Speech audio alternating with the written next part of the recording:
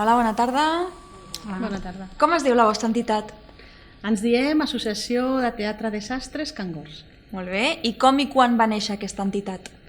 Doncs es va crear l'any 2004, però des d'aquell any ha canviat d'integrants, d'espai i de nom.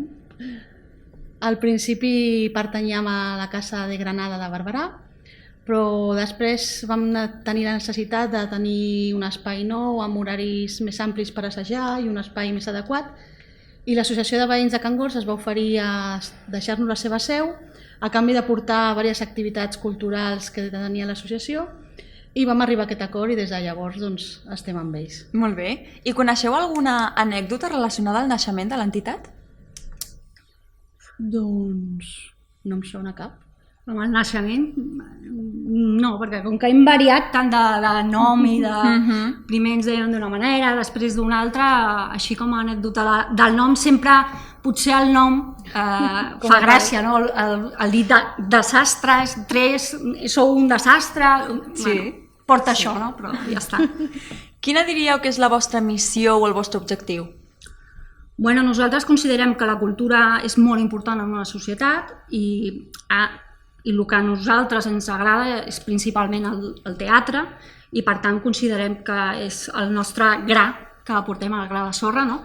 I amb això creiem que culturalment la societat ens pot reflectir, i necessària és, encara que sigui el teatre, de vegades sempre es pensa en el professional, creiem que l'amateur també és molt important. I què diríeu que té d'especial la vostra tasca? D'especial, bueno, volem pensar que podem apropar la cultura i el teatre especialment a la població, a Barberà, i creiem que amb la il·lusió que fem els nostres projectes, presentem les nostres activitats, això es transmet a la gent que hi participa o que ens veu, i això ens fa molt feliços i al final és el que volem. Quin tipus d'activitats oferiu? Fem molta varietat. Sí que és cert que principalment és teatre, participem a la Mostra Amateur de Barberà cada any amb un projecte nou, però també és cert que fem moltes altres activitats, fem gincanes infantils, també participem en un passatge del terror peculiar que també fem, també tenim un projecte com molt gran des de l'any 2014, que és la Profecia de l'Estel, que es va escriure per l'Ignasi Roda especialment per a Barberà del Vallès, i des de fa 2 anys, si no en teníem prou, hem fet una versió infantil pels petits de la casa, i aquestes 2 representacions són les que es fan al TMC, on hi poden arribar a participar fins a més de 70 persones. Diguem-ne que això és el més gran, però també col·laborem amb activitats que fa el propi Ajuntament, amb lances a la llums, amb el Carnestoltes, amb la Festa Major. Fem moltes coses. Molt bé, molt complet. Quantes persones sou a l'equip? A l'equip principal potser som unes 7 o 8 persones, però sí que és cert que en funció de l'activitat que fem podem ser més o menys. Ja et dic que la Profecia, que és el projecte potser més gran que fem, i poden arribar a participar més de 70 persones. On esteu ubicats? Com ha dit la meva companya, estem ubicats al Casal de Can Gors. I quins horaris teniu? No tenim un horari fixe ni un dia fixe. Realment va en funció una miqueta de l'activitat. En funció de l'activitat fem més dies a la setmana, fem uns horaris, ens adaptem molt perquè com que tots els membres treballem o estudiem, intentem buscar que tothom que vulgui participar s'hi pugui adaptar. Molt bé. I les vostres activitats i propostes a qui van dirigides? Realment no tenim un perfil en concret, és molt ampli. Ja et dic, fem activitats infantils com pot ser la gincana infantil o l'obra de teatre infantil, però també fem d'altres activitats, fem concerts a la fresca, fem també el passatge del terror, que a la gent adolescent li agrada molt. Ve allà a patir, a cridar, a passar-s'ho bé, i després, evidentment, les obres de teatre per tots els públics. I aquestes propostes, activitats que feu, què diríeu que aporten a la ciutadania, a la proposta, a l'oferta associativa de la ciutat, i per què són importants?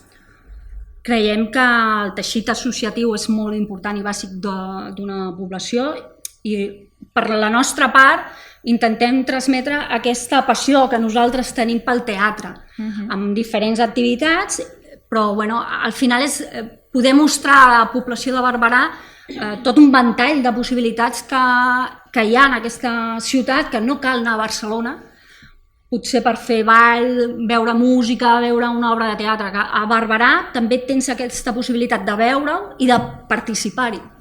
Teniu algun propòsit de cara al futur? Ens agradaria tenir molts projectes a data d'avui aturats. Quan això de la pandèmia s'aturi, voldríem fer totes les activitats que habitualment fem, però alguna també en tenim pensada de nova, que hem de provar. Què necessiteu per seguir creixent com a col·lectiu? Primer salut, després del Covid, i possiblement temps, un recolzament institucional, que això també és molt important pel tema de cessió d'espais i d'horaris, i a nivell artístic necessitem homes, actors que vulguin trepitjar l'escenari, sisplau, especialment actors masculins. Sí, no? Sembla que hi ha com una miqueta de por, però no cal, dir una frase o tenir un text molt llarg, només provar-ho per sortir, no? A la profecia de l'Estel, que és una obra així com nadalenca que fem aquí a Barberà, és on notem que potser ens manca això. Com ens podem posar en contacte amb vosaltres i participar d'una manera activa? A través de les xarxes socials ens podeu trobar, tenim pàgina de Facebook, d'Instagram, tenim una compte de Twitter, i si no, per correu electrònic, el nostre correu és teatre.desastres@gmail.com, i també a qualsevol activitat de les que fem sempre portem la samarreta com a distintiu, o la sudadera, o qualsevol cosa, i us podeu adreçar a nosaltres, que us atendrem. Perfecte. Aquesta entitat, per què és especial per vosaltres? Què us aporta a les vostres vides? Pues ens aporta molta, especialment a mi, però jo parlo dels altres també, molta qualitat de vida social dintre de la cultura del teatre. I és el que ara notem, que la necessitem, d'aquest temps que no podem fer-ho. Organitzem més i treballem per la gent i ho fem amb molta il·lusió. Disfrutem de fer-ho, vaja. I si us demanés que descrivíssiu l'essència de la vostra entitat en 3 paraules, quines serien? Família, amistat, cohesió. Molt bé. Doncs esperem que pugueu tornar aviat i moltes gràcies pel vostre temps. Gràcies a vosaltres. Gràcies. Vermut solitari? Solitari. Ai, solidari. Solidari. Què? Que l'expliquis. Aquí van a parar els fons. Cada any fem un vermut solidari, és una de les activitats que a part també fem, i que cada any la caixa que fem, la recaptació que fem, van dirigides normalment a associacions o fundacions d'aquí de Barberà o que tenen a veure amb alguna persona que nosaltres coneixem, i participa molta gent del mercat, a nivell de comerç també de Barberà, i també és una d'aquelles coses que ara mateix està en pausa. Doncs moltes gràcies i molta sort. Gràcies. Gràcies.